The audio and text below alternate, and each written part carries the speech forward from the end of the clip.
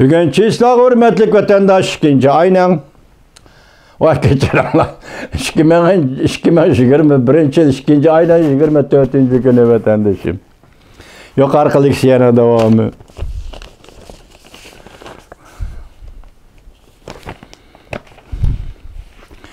Bu kaide nizamlara emel kılışını ümit kılır.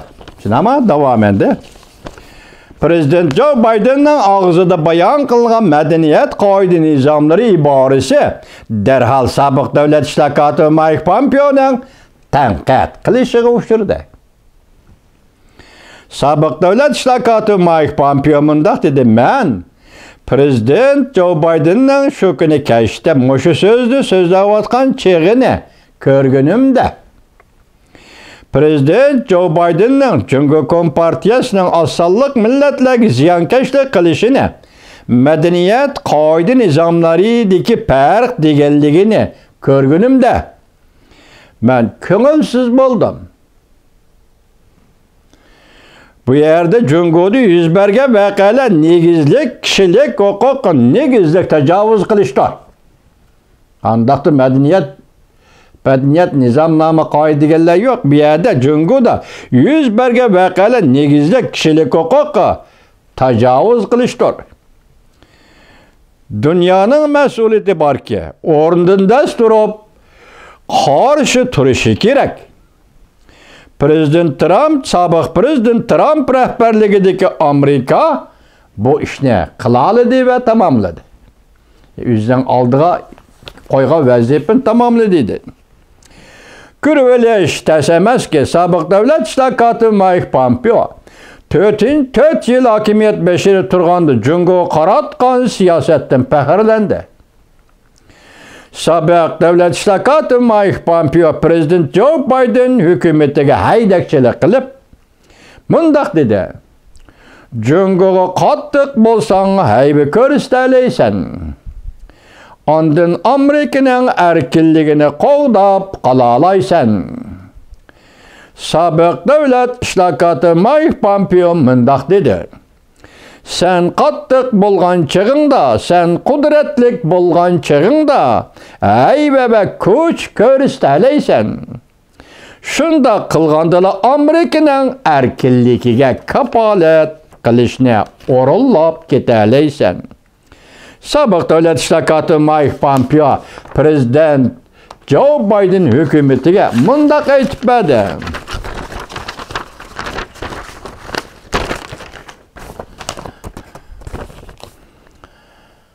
Prezident Biden hükümetinin avvalki hükümet kolga keltirgen neticelerini bekar kılıp etmesligini ümit kılıman. Men ulanın biz avvalki hükümet yaratkan yaxşı istel, yaxşı neticelerimiz asasında Amerika'nın erkinliğini kapaletke iyi kılışını ümit kılıman.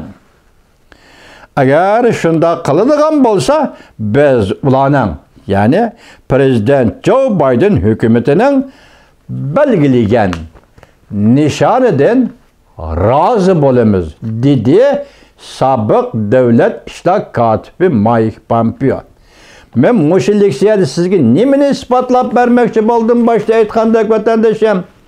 2. ayının 10. günü mesela 2. ayının 10. günü et degende Prezident Joe Biden Amerika Koşmuş Ştatlarının devlet müdafiə ministerliğidir. Şu günü ettigende Amerika Koşmuş Ştatları devlet müdafiə ministerliği haber tarqıtıp devlet müdafiə ministerliği qarmığıda 15 kişilik hizmet grupsunun kurulganlığına belki bulanın Cungo kıratkan siyasetini tatkik kılıdığanlığını ilan kıldı. Kördünüz mü vatandaş? Onun da ikinci o.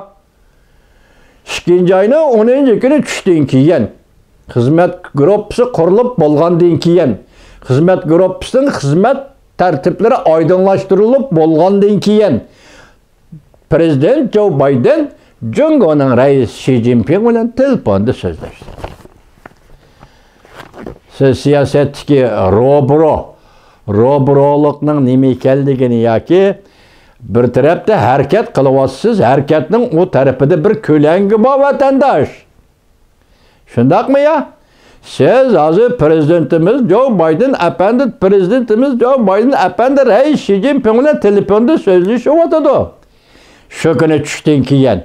Dikkat kılın ki, şu günü düştün burun Devlet Müdafiə Ministerliği'de Amerika Qoşma Ştatlarının her bir iştah siyaseti belgelendi. Şunda qaramsız ya qandaq vatandaşım. Onun deyken nime 2. ayının 16. günü biz arlıqsızlık sözlügellik şeyler nime dedik siz bilmeysiz biz bilmeyimiz çare yok. İki devlet rəhbəri nime doğruda sözleşti uqanmayımız bilenmeyimiz dedik vatandaş sizge. Şunda ama 2. ayının 16. günü kelgen yaki bir hafta ötkendeki hesapta Prezident Joe Biden nime dedi ben prezident reis Xi Jinping'le kişilik hukuk doğru sözleşti. Hoş bunu koyup duraylarında bu Amerika turup tutsun. Şunun keyin 2. ayının 17. günü kelgende şu vaqtqa deyman. Atimen to'g'rilab baqay vaqtni. 17. günü kelgende Jungu Tashqi ishlar ministerligi Wang Yi. Minister Wang Yi. Jungu diplomatiya ishlariga mas'ul kishi Yang Jiechi. Şundaqla Jungu'nun Washington turuşluq baş elçisi Sui Tiankay arqa-arqadan Jungu'da başqurulgan yoki bir munbar echilish murosimi nutq so'zlaganda nima dedi? Sui Tiankay nima dedi? Yang Jiechi nima dedi? Minister Wang Yi nima dedi? Hozir minister Wang Yi'ning so'ziga xalqaro jamiyat menkas qaytirib oldi. Nima dedi? Tibetda demokratiya Xinjiangda yoki mustamlik Uyg'uristonda demokratiya bu o'lga dedi. Onun men nima dedi vatandaş 5000 yıllık medeniyet tarihi atalmış. 5000 yıllık yalğancılıkның medeniyet. Yalğancının medeniyet. Yoki yalğancının medeniyet tarihi. Şundaq bo'ldi. Hozir men isbotlandiki, xulosa qilganda bugungi leksiyamizda vatandaş Amerika Qo'shma Shtatlarining prezidenti Joe Biden 2. ayının 10. günü reis Xi Jinping bilan so'zlashganda kişilik hukuk meselesini o'ttirib qo'ydi. Uyg'uristonda kişilik hukuk meselesi, Hong Kongda kişilik hukuk meselesi, hamda Tayvan meselesi. Nimalarni dedi konkret aldı. Yani sizler biz bilmeymiz deyman vatandaşlar. Biroq buni siz qaysi nuqtada bilib olasiz? Jungu'nun Tashqi ishlar ministri Wang Yi sakrab chiqdi. Qozonga tushgan qo'noqdek sakrab chiqdi. Yang Jiechi sakrab chiqdi. Baş elçi Sui Tiankay sakrab chiqdi. 4 prinsipni o'ttirib qo'ydi. Deng Xiaoping davridagidek 4 prinsipni o'ttirib qo'ydi. Amerika dedi birinci prinsipti Xinjiang Tayvan, Xinjiang Uyg'uriston Hong Kong, Tibet ishlariga aralashishni to'xtatish kerak dedi. Demak bu yerda Amerika kishilik huquq bilan aralashyapti. Shundami? Kishilik huquq bilan aralashishga shu darajada sakrab chiqdingmi ya? Yo'q. Bu yerda boshqa gap bo'lishi mumkin. Kishilik huquq degan sening o'zi çay demleydiğen vakitte işiltidiğen bir çimdim çaydak bir iş tuyuldu sana Jungo hükümeti hazır. Közüngde yok bu dünyayı sen dünyanı köz aldın elip kildiğen hükümet devlet emez. Közge ilmeyi vat sen bu dünyanı. Kişilik hukuk senin nazarında şunçilek ayşı çaynak saldığın bir çimdim çayçilek bir iş. Bırak meselenin teki başka turamdı nime.